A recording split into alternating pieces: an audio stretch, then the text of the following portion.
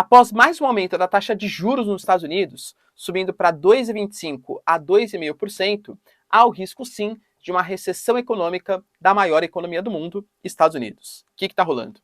Rússia e Ucrânia voltam de fato a respeitar o acordo e grãos voltam a ser exportados ali no porto de Odessa, apesar de, claro, uma desconfiança mútua ali entre os países, e Turquia e ONU como mediadores da situação, a Rússia aumenta os seus tentáculos econômicos e geopolíticos para cima do continente africano, visto que a Europa e a América do Norte não está muito para papo com a Rússia, claro, e há também a possibilidade, com os exercícios militares que estão acontecendo nesse momento entre Estados Unidos e Coreia do Sul, em uma segunda guerra das Coreias, segundo a própria Coreia do Norte. Se vocês querem entender um pouco mais sobre esses assuntos, e muito mais também sobre geografia, geopolítica, atualidades, política, polêmicas, enfim, tudo para você se manter sempre bem atualizado, já se inscreve no canal, deixa seu like, compartilha esse vídeo, que eu, professor Ricardo, conto muito com a sua ajuda. Belezinha? Pessoal, antes de qualquer coisa, tá? Já tem aqui anunciar, alguns de vocês já descobriram pelas dicas que eu vinha dando anteriormente, mas a lei eleitoral, ela é muito chata e, convenhamos, até um pouco hipócrita nesse sentido. Eu não podia falar, convenci ali, conversei, tá? E vou anunciar para vocês, eu sou sim pré-candidato a deputado estadual pelo estado de São Paulo, tá? Depois de algumas negociações, eu conversei aí com alguns partidos, alguns que me deram total liberdade, que aliás, esse foi o eixo que eu escolhi, eu não vou ser manipulado, não vou ser controlado por nenhum partido político, independente do tamanho, tá?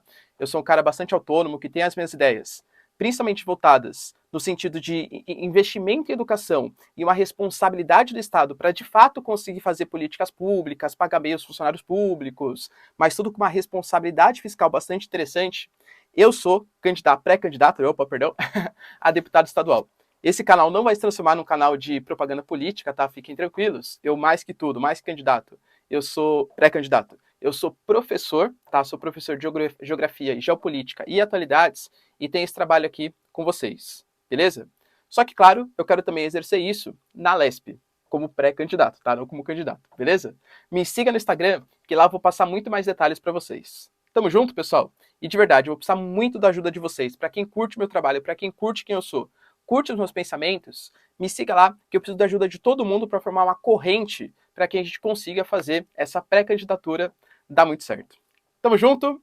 Pessoal, então vamos lá, ó. Seguinte, primeiro falando aí da questão da possível recessão dos Estados Unidos, né? O que está rolando? Os Estados Unidos vem passando por uma inflação gigantesca, uma inflação de 9,1%, é a maior inflação dos últimos 40 anos, para vocês terem uma noção, e toda vez que um estado, um país como os Estados Unidos, galera, 9,1, pensa assim, o Brasil já está sofrendo um monte e o Brasil está acostumado com processos inflacionários. A nossa inflação está pouco mais da casa dos 2 dígitos. Nos Estados Unidos chegar a 9,1 é uma coisa bizarra economicamente, historicamente. E os estadunidenses, eles estão sofrendo demais com essa premissa.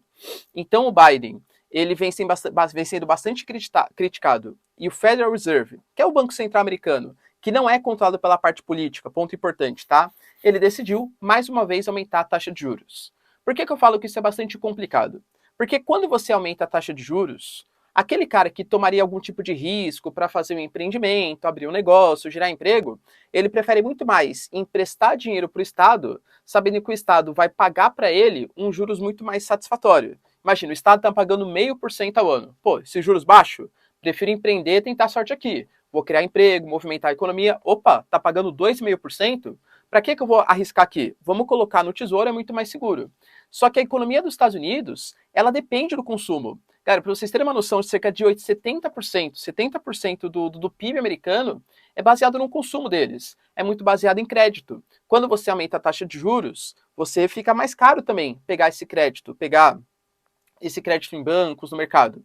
Então vai reduzir a compra de imóveis, vai reduzir o consumo, o número de empreendimentos, criação de emprego, é uma desaceleração da economia. E o pior, como os Estados Unidos é meio que o farol para o mundo inteiro, eu, por exemplo, brasileiro, poderia colocar num tesouro aqui brasileiro, como a nossa taxa de juros está alta também, está pagando ali bem. Só que a economia dos Estados Unidos, ela é muito mais segura que qualquer economia do mundo. É vista para os investidores como a economia mais segura do mundo. Então, os grandes investidores estrangeiros ou os grandes investidores nacionais, eles preferem, mesmo que ganhem um juros mais alto, ao invés de investir, por exemplo, no mercado emergente, como Brasil, Turquia, México, vou colocar meu dinheiro na economia mais segura do mundo. em tese, né?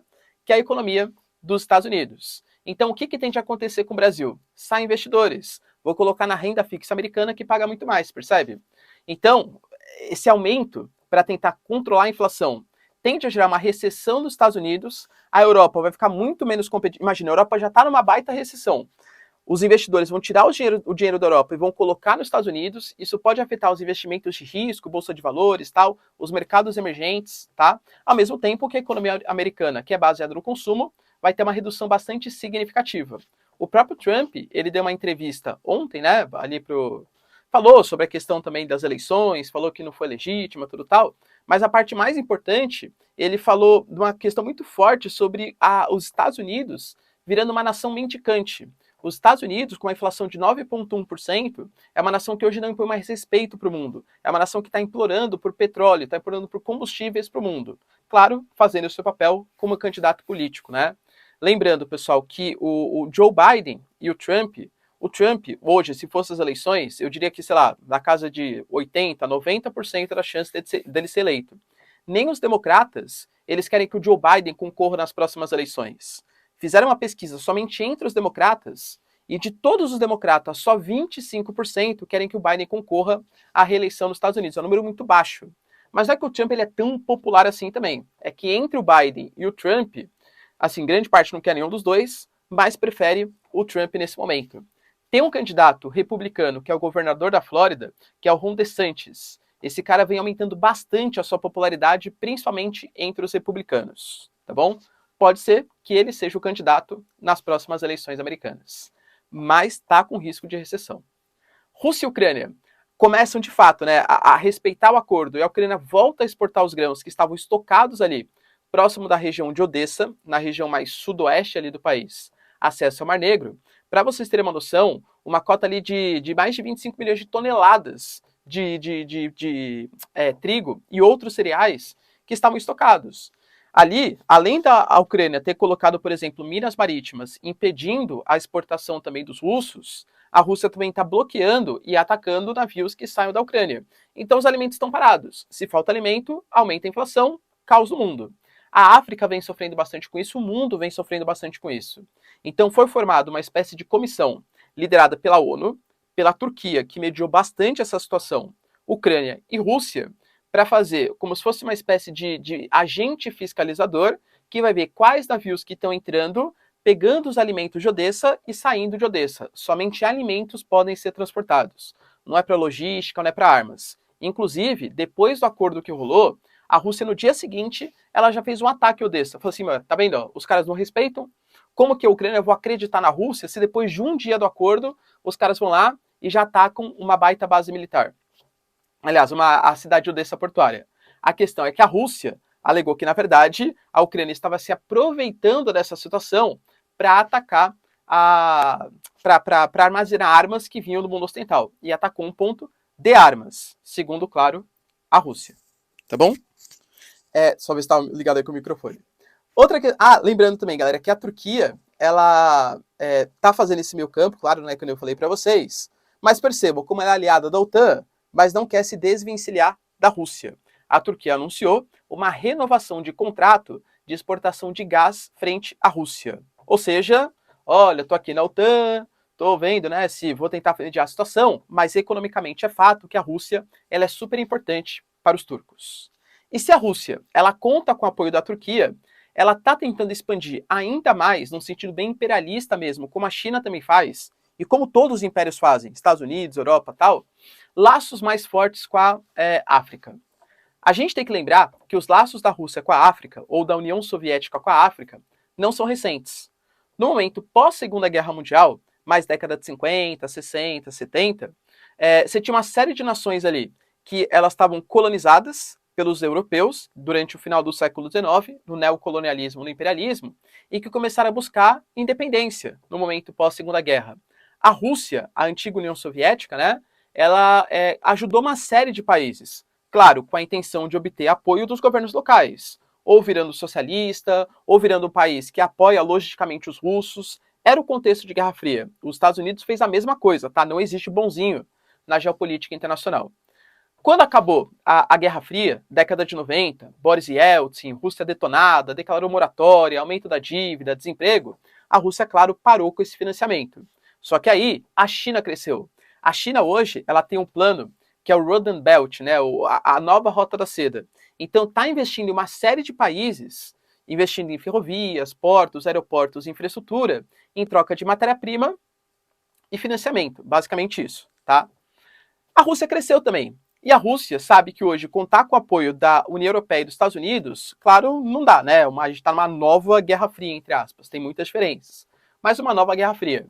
Dentro desse contexto, a Rússia está voltando a conseguir o apoio de algumas nações africanas. E a prova disso é que hoje o Sergei Lavrov, que é o ministro das Relações Exteriores, está numa viagem oficial da Rússia, passando por Egito, República Democrática do Congo, Uganda e Etiópia. Dentro dessa viagem, além de conseguir uma influência da China, uma parceria, por exemplo, garantiu o fornecimento de combustíveis para o Egito. O Egito, que é comandado pelo general Al-Sisi, que era um aliado dos Estados Unidos. Percebe? Mas, de novo, né? Aliado, economia à parte. Pô, tô precisando de grãos, tô precisando de combustíveis que venham, por exemplo, da Rússia. E é dentro desse contexto que está rolando. A Rússia, por exemplo, hoje, ela é de todas o maior exportador de armas que existe para o continente africano. De tudo que a Rússia exporta, 18% é para o continente africano. A Rússia, ela participa de uma série de tentativas ou de fato conseguir mudanças de governo, para não falar golpes que aconteceram. No Mali, a gente tem, por exemplo, Sudão, Chad, Guiné, tá? Todos esses países tiveram militares ou civis que receberam treinamento russo. A Rússia hoje pratica intercâmbio com os grãos. A própria União Africana pediu para a Rússia para mediar esse acordo com a Ucrânia para que os grãos voltassem a ser exportados, que nem eu falei. Bloqueio alimento, quem mais sofre? Os mais pobres. A União Africana, os países da África sofrem muito com isso. E também o intercâmbio de tecnologia nuclear. A Rússia é uma liderança nesse sentido e vários países africanos, a gente pode colocar a Nigéria, por exemplo, tem esse intercâmbio, não para fazer armas, mas para fazer energia nuclear com tecnologia russa. Ou seja, a Rússia está voltando, com a ajuda da China, claro, a se espalhar pelo continente africano. E para finalizar aqui o nosso vídeo, de novo, né, essa notícia, mas é triste, acontece, não tem o que falar, sobre os exercícios militares que estão acontecendo nesse momento entre Estados Unidos e Coreia do Sul. A Coreia do Norte, ela respondeu de maneira oficial, segundo o seu Ministério da Defesa, falando que esses exercícios militares que acontecem, que não sabem quais são os reais objetivos, eles podem sim colocar em pauta uma segunda guerra das Coreias. A primeira lá em 50, acabou em 53, de fato nunca acabou, né, porque não teve um acordo de paz. Teve um cessar-fogo, mas não um acordo de paz, e pode retomar essa guerra, digamos assim. A Coreia do Norte, inclusive, citando que os Estados Unidos é um cyberestado extremamente perigoso e falando que os Estados Unidos é o maior reino dos hackers do mundo, dando a entender que, além dos exercícios militares, os Estados Unidos, nesse momento, está numa guerra híbrida com os norte-coreanos, aplicando sanções, aplicando propaganda anti-Coreia do Norte, enfim, né? Tudo que o Estado norte-coreano alega que tanto a Coreia do Sul como os Estados Unidos fazem para deter as suas atividades econômicas e sociais. Beleza, pessoal? Deu para entender? Se vocês curtiram, então, ó, já deixa seu like. Se você apoia aquele projeto, hein, pessoal, vai ser super importante para mim. Me siga no Instagram, por favor, eu conto muito com o apoio de vocês. Tamo junto, beijos, abraços e tchau, tchau.